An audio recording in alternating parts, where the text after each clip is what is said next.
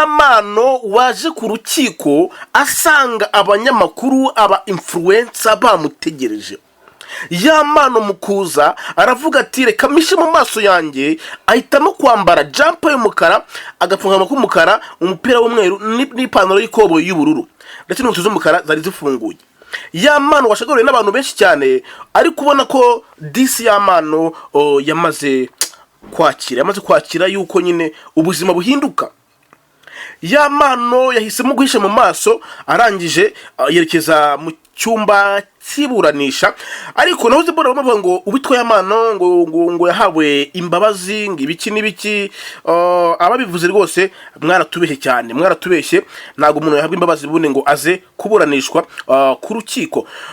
Mbabwire ko Yamano ibyaha akurikiranweho, reka none rwose mbibutse kugira ngo abadukurikire baze kumenya ibyaha Yamano akurikiranweho. Uyu Yamano ibyaha akurikiranweho ni ibingibi. Icyaha cya mbere, gukubita no gukomeretsa ku bushake, gukoresha ibikangisho, kwangiza ikintu cy'undi, kunywa ibiyobyabwenge, ubwinjira cy'ubwicanyi, gukoresha imvugo z'ivangura n'icyimfungirwa ry'umuntu bitemewe n'amategeko. Ni Yamano waje yaciye bugufi ku rukiko. Naho zimbona mu minsi yashize baravuze yuko ngo umugore wa Yamano yamuhaye imbabazi. Ese zino mbabazi hari icyo zitanga mu rukiko? Reka abadukurikiye mwumve ko iyi nkuru Yamano yose narahabaye ndayikurikiye, uko bigenda bihinduka ndaza kuba nabibagezaho. Kora subscribe ubundi ubone amakuru abagezweho. Icyanangaje ku rukiko cyane tumvuga ngo se mana birashoboka. Home Empire. Tubashuje kandi tubahaye ikaze mwese mukunda ibiganiro tubagezaho. Nitwa IT Chima, wowe wamaze gukora subscribe. Umeze neza, shima Imana. Utameze neza, ihangane, ejo cyangwa ejo bundi ubuzima buzagenda neza. Mayikaze abakunzi bacu bari mu majyepfo, amajyaruguru, Burasirazuba ndetse n'uburengerazuba bwaryo, yewe n'abadiaspora muri rusange. Uyu munsi tuje makuru aba ari imihanda agenda acara ko mubizi, abenshi ngo tatukumbuye barabimbye muri inbox, ariko nje ariko n'undi mujije ni mutoya ukiri umujeni urana ko rwose ameze neza. Bro, turakwakiriye. Yego murakoze cyane. Ameze neza? Cyane meze neza, ndashima Imana. Nabuze mbona bavuga ngo twabuze ya duo ya Philipita, ya duo ya M Irene. Uyu munsi barashaje bakina abasimbura kandi beza. Uyu munsi uri mu muki umeze gute? Icyo navuga kuri uyu munsi, ikintu gihari kuri iyi ntuze, dufite ikibazo cy'uko abanyamakuru bagenda babura, bari kugenda babura. Nta banyamakuru bakizamuka b'urubyiruko bakomeye cyane, babana usanga bari hagati y'imyaka 18 gutyo, munsi ya 25 hafi aho ngaho, bashyushye nyine, bamwe baba bafite akabaraga baza n'ubwenge. Bura usanga iminsi umuntu aza online basa yambaye ubusa, we ni content biri bimuna bikoze kwambara ubusa bundi mu mahanga cyane icyaha. Yego, bivuze ngo uyu munsi twitwaje mu makuru ya nyayo abagezweho kandi anatrendinga mu gihugu cy'u Rwanda, kandi mu kirenzeho anizewe. Yego. Ikindi turakwakiriye kuri Home Empire. Nawe chano yawe ariko niyo wanebwa nta kibazo. Chano yanjye bayita Icyaro Beast, naho mazina yanjye nkoresha. Bakore subscribe. Bakore subscribe ku Icyaro Beast. Tuje makuru ari imihanda, abenshi murabizi iyo nje imbere ya kamera habagiye gushya. Tubatikwa byinshi bitandukanye, byinshi biri imihanda, ariko nawe ukomeretsa twigisha tunahugura kugira ngo aho dukurikiye bakomeze bamenye amakuru kandi aba agezweho. Icyaro Beast. Yes. Ako se nawe urano Icyaro Beast. Kutabyumva neza ariko. Ubwo urumva Icyaro Beast. Icyaro Beast. Icyaro ni biki? Icyaro urumva hari urban na urban ni iki? Ni umujyi. Urban ni mu mujyi. Akaza na rural cyangwa village. Village ni mu cyaro. Uro witwa village. Yes, Icyaro Beast. Kwako naje gusanga buriya abantu benshi bafite amateka mu cyaro. Yego. Icyaro ni ijambo ridakunda kuvugwa cyane, ariko rizwi cyane. Yego, micyo kintu. Yego. Ijambo rirazwi cyane ariko ntago bakunda kurivuga. Abantu benshi banyuze mu cyaro. kandi burya ikintu gitangaje abantu benshi b'abahanga benshi bava mu cyaro. Kandi noneho nta muntu wabaye mu cyaro utaratinyaga inyamaswa yo mu cyaro. Ariko wamugana bireke ndabizi ndabizi nanjye inyamaswa mu cyaro ntuntu ibaza icyaro bisa kuri uyu munsi cyagarutse mu makuru abica bigacika mu gihugu cyangwa no ku isi aho turahinjira yego dukora ibiganiro by'amakuru agezweho ni showbiz muri makeya amatiku wapi ni showbiz ibyanditswe ibivugwa ibiri imihanda mbere na mbere uriteguye kuba twinjira amakuru abagezweho cyane nditeguye kuko niko kazi kanjye ka buri munsi abatakuzi ubundi uri muntu ki wamugani ukuntu bimeze ndi umuntu ubwo nivuge bimwe bya kinyarwanda nk'abagabo cyangwa icyo ushaka nkanyuzeho ndi intore itari intoragura amabibi yego kandi ariko nanone ndi umwana watoje umuco ikindi nakongeraho ndi umusore w'intarumikwa umusore w'ibigango umusore ushima Imana n'abantu benshi cyane guma naho urumva narimo neza cyane urabizi cyane buriya nuko tutabona uburyo dutaraka ariko kandi nabyo ndabishoboye niyo mpamvu nawe nakuzanye yego uri narumikwa cyane umusore uzi n'ubwenge buriya ikintu kimbabaza ko uri umusore uri ni tete vide mu mutwe bibabaje cyane ariko uzi ubwenge yego abakunzi ba Home TV show murabizi ko ibyiza bigezweho kandi birenze nanga muzabisanga twinjiye mu makuru ari imihanda turakora diba tubiganira kugira ngo mwishime kandi mujoyinde buri usanga uyu munsi abantu baganira mu buryo bwa diba bwa debate cyane ahubwo se nta kuntu wabasezeranya cyangwa se ukabateguza ko iyi content bazaza bayibona cyane kuko iyi content ahubwo bo niba ari nziza bazatubwire reka duhere mu makuru ari imihanda uyu munsi amakuru ari imihanda bimeze bite uyu munsi ikintu navuga ku makuru y'imihanda bikomeje isi ikomeje kuzenguruka ku muvuduko mwinshi nimba ruko ari sama nimba ruko iki nyine bigenda binca ukiri kuri sama reka mbanze mbinjize mu makuru ari imihanda uwitwa Bruce Melody murabizi ko ateguye ibitaramo bizenguruka u Rwanda muri rusange yagize gutya Bruce Melody avuga ngo nge ndishoboye The Ben arahari ariko na Gitoko umuhanzi ukunzwe n'abakobwa benshi umuhanzi ukurura abakobwa benshi Gitoko mu Rwanda Gitoko ndetse no hanze Gitoko ari muri tour ya Bruce Melody azakorera izenguruka u Rwanda izabisho bundi ese warubiza ahubwo Gitoko ayirimo nicari neza nyamuntu warubizi Gitoko tugiye kunjya kumubona ku mihanda bicaye gacika kandi bwa tugiye mu bahanzi wenda bo mu Rwanda banakunzwe cyangwa wenda bafite igikundiro yego Gitoko n'umuhanzi uje byose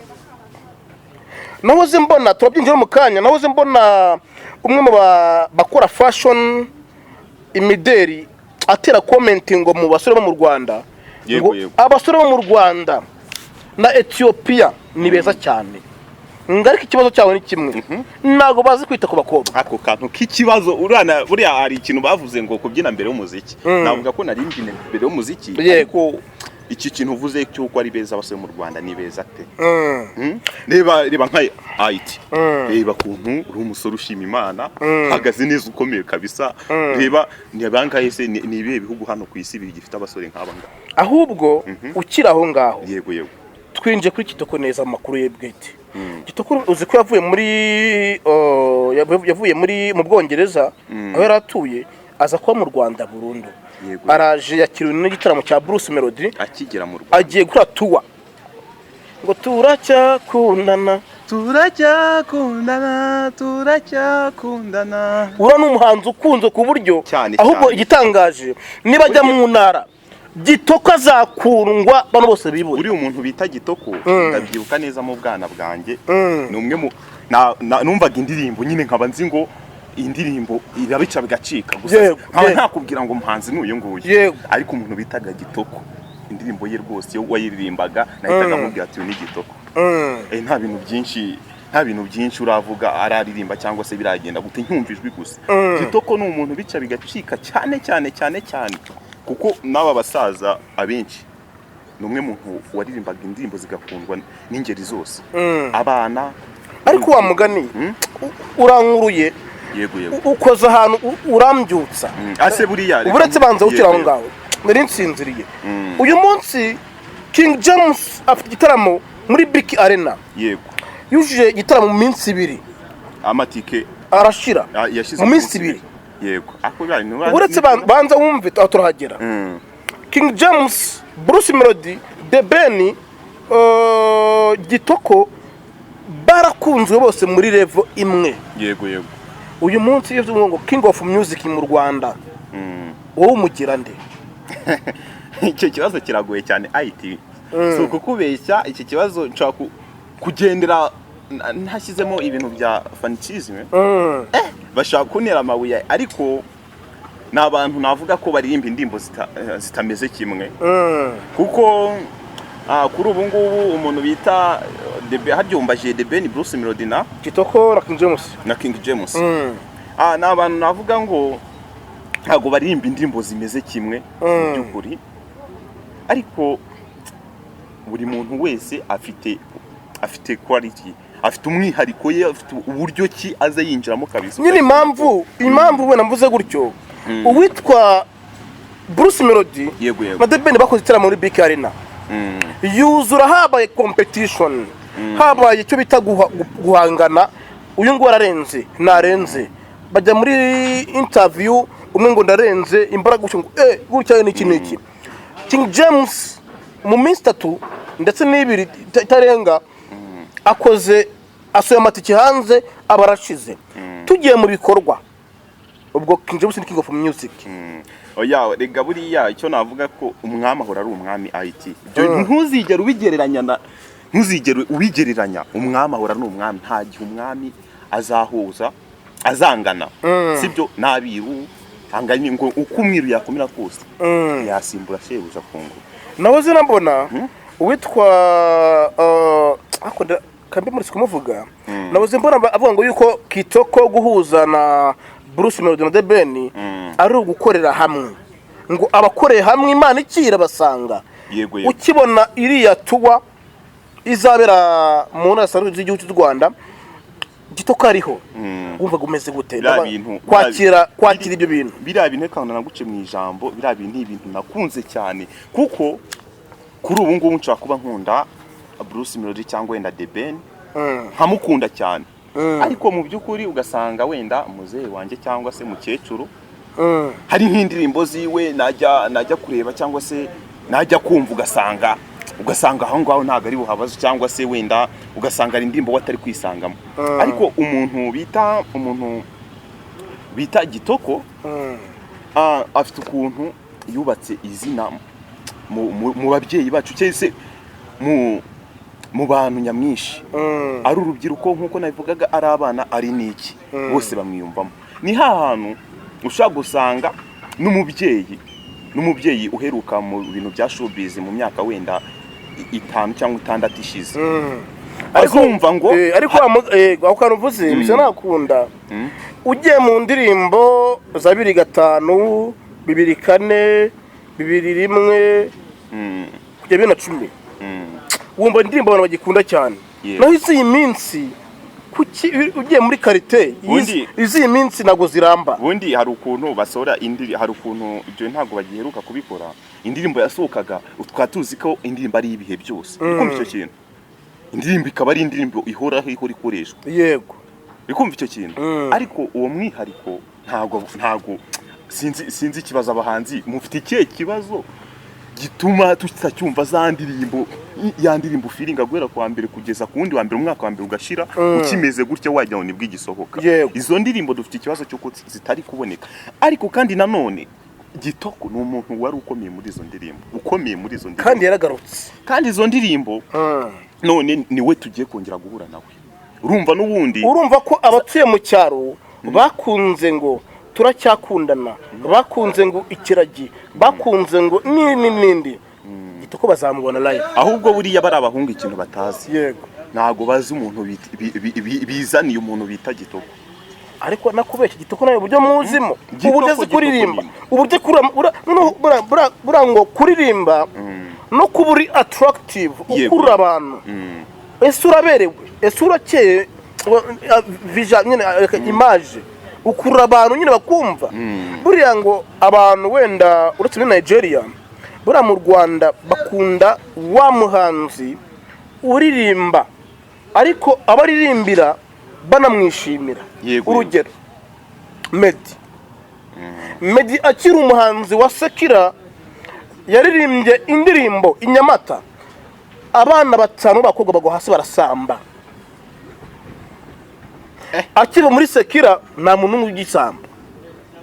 Abahanzi wenda buriya mu Rwanda music yacu uburyo dukoramo n'uburyo ikorwamo ni music ibakira ku bitatu: ku impano, ku buranga, no kuri nyine video, sibyo? Uyu munsi iyo urebye uwitwa urugero dufite The Ben, Bruce Melody, King James. Abo bombi urabazi kandi n'abahanga. Abo bombi urebye uburyo bakoze hit zitandukanye, urebye uburyo bakuriye abantu, ariko kuki bombi tubita ngo ni aba king, ni abami? Nuko King James ku ndirimbo z'urukundo zimwe umuntu yankatiye, umuntu yankunze, yari umwami wazo. Bruce Melody ku ndirimbo zituje zijwi ryiza rikurura abantu ni umwami. The Ben mu ndirimbo z'abakobwa, za ndirimbo wifuze kuri The Ben ndibuka. The Ben abakobwa yarabadutwaye. Umugore kuko usigaye ujya kuririmba indirimbo. Ubundi nimba ugiye kuvugana n'umukobwa, ugiye kuvugana n'umukobwa iyo bigeze ku mwanya wo kuririmba, ubwo mugiye just muri kuri date, muri kuganira, muri gutereta, indirimbo ya The Ben aho ngaho iragukorera. Bikumva icyo kintu cyane akaririmba kabisa ngo mwijwi ngo abakobwa ngo bakunda ngo rirajwe rya The Ben ngo uburyo aririmbamo ubirabakurura. Ubwo rero nawe aho ngaho ushaka yandirimba iri kubica bigacika The Ben bigezweho. Noneho wagira hahandi uri kuva ibinga wenda mwasohotse mwageze Bruce Melody ntihaziramo. Bikumva icyo kintu hano ndi kugira ngo samoya, ndi kugira ngo tuve kuri ako kantu wumvishe itandukaniro ryabo ri hagati yabo. Urumva buri umwe muri ntuze ye arayoboye, sibyo? Bikumva icyo kintu mu ruhande rwe buri umwe wese ari kubica bigacika. Ariko umuntu bita The Ben ubwo uramwemera, ugiye kumera nkanjye. Ndibuka gutega story gatoya, nagiye kuri match kuri stade. Ubwo nari umukunzi wa Rayon Sport ndetse na APR. None umuntu amakazitiro ino kazi nkuhaye ugeze match. Nakoze amakosa ko nkunda Rayon Sport yatera hejuru, navuga ati Imana isi n'ijuru. Ati se uyu munyamakuru ni wahe? Buriya rero iyo ukunda ikintu cyangwa ukunda umuntu, urugero ubonye akazi bango ugeze match ari muri Sport na APR, yireke ko nyine uzabogama. No musi wacu no musi Nyarwanda ubona ko hariho abogama wenda kubo bahari cyangwa kubo bakunda, aho tunasimbuka muri makeya tuwa Bruce Melody, The Ben, King James nako na Gitoko. Ni byiza cyane bagende baho bakunzi babo. Buriya hari ikintu abantu batazirikana kandi gikomeye cyane, ikintu bita ubufatanye. Ni ikintu gikomeye cyane kubera ko niba umuntu bita Bruce Melody uri umufana we, nkaba ndi umufana wa The Ben runaka, cyangwa se uriya akaba ari umufana wa Gitoko, abo bantu wenda hari ukuntu nzangiye unje kureba The Ben wanjye, sibyo?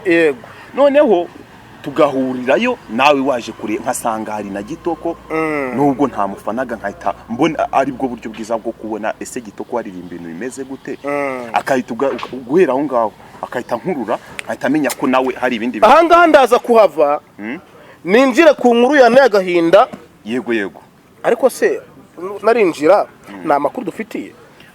uvuze amakuru narinjira na makuru ari imihanda online adufitiye. Uvuze amakuru ndibuka mu kanya nari ndimo scrolling aho gatoya mbona inkuru yancekeje.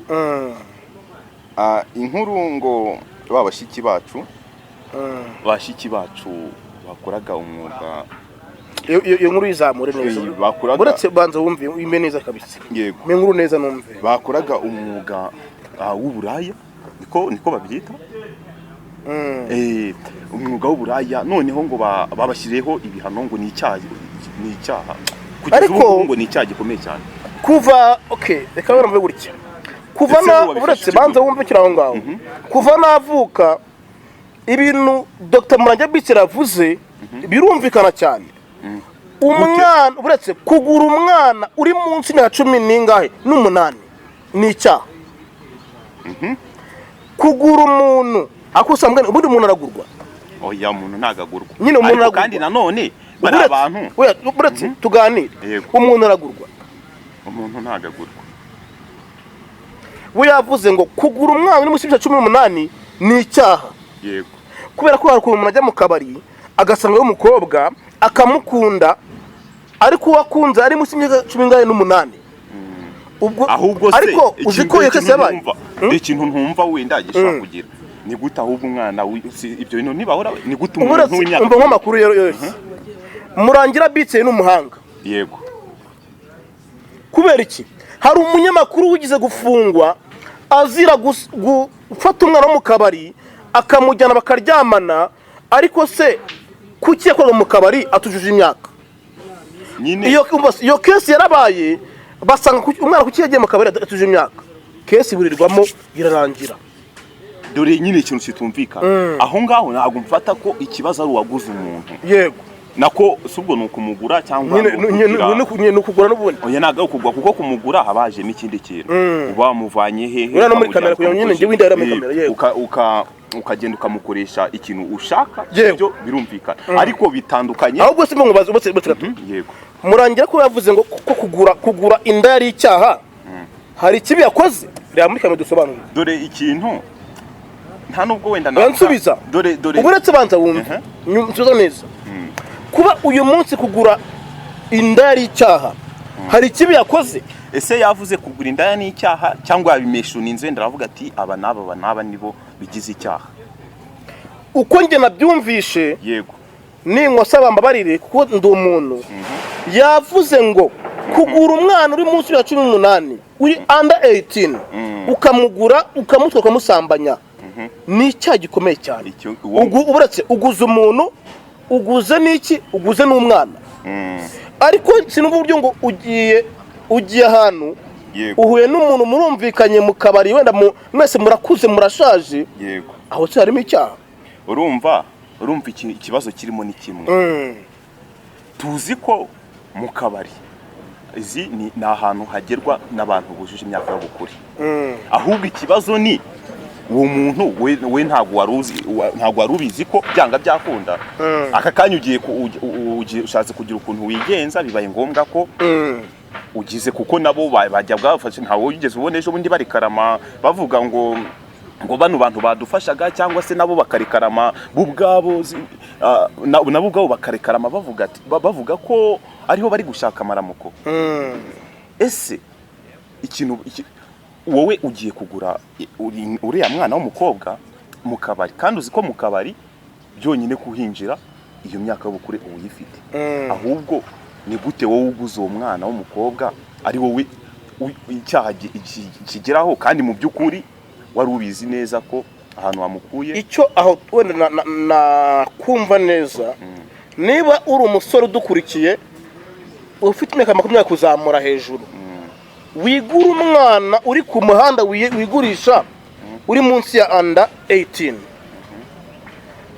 ariko nujya muri 20 kuzamura kuko mwese munganya ubwenge na muntu undi murakuze aho racyakirimo yego ariko niba ari byo harimo n'icyaha bamba bari buca ko nankoshije aho turasoza ariko tukiraha Edi Mubaraka ku bayisilamu bose cyane kabisa muryoherwe muri abantu twubaha abantu Imana ibagure kandi yego amakuru hari cyane kubera ko mfite amakuru cyane sibyo Kamemani hangane uyu munsi hari inkuru nabonye inera gahinda yego iyi nkuru yane agahinda ndavuga ati niba ari ukurubyiruko tugiye kubaho u Rwanda rw'ejo hari ikibazo yego umujene umujeni urumva yakunze Arsenal kugeraho anywa ibyuma birangira apfuye.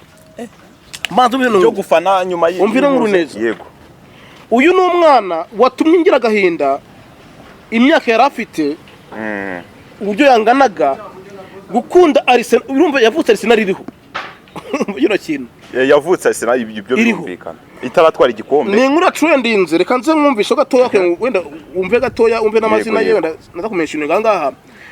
Uyu mwana yakunze Arsenal, amaze gukunda Arsenal itwaye igikombe cya shampiyona. Uyu mwana nta kindi cyabaye, byaramurenze ko yuko ikipe kuri twaye igikombe arangije ajya mu kabari n'inshuti ze bajya kwisengerera, akora amakosa, agura za nzoga nari bumeshinga nganga kugira ngo nazo kuri icyaha cyawe nanashira hasi kampani yabo, anywi inzoga ngo bita ibyuma. Amaze kubinywa umwana basanze yagiye kwa muganga yamaze kurenga umurongo.